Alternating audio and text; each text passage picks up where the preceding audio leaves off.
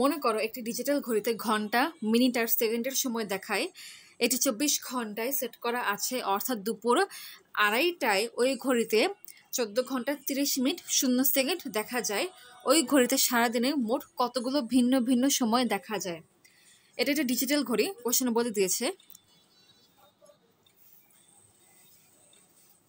অতএব সেই ঘড়িতে ঘন্টার অংশে 0 থেকে শুরু করে 23 পর্যন্ত মোট 24টা সংখ্যা দেখা যাবে।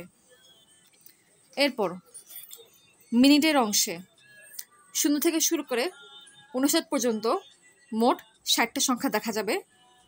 এবং সবার শেষে সেকেন্ডের অংশে 0 থেকে শুরু করে 59 পর্যন্ত মোট 60টা সংখ্যা দেখা যাবে। অর্থাৎ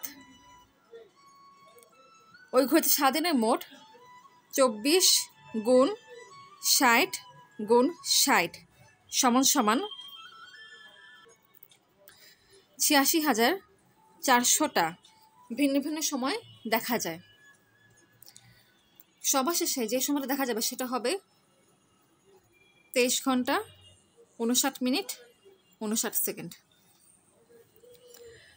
সো এক্ষেত্রে অ্যান্সার হবে 86,400।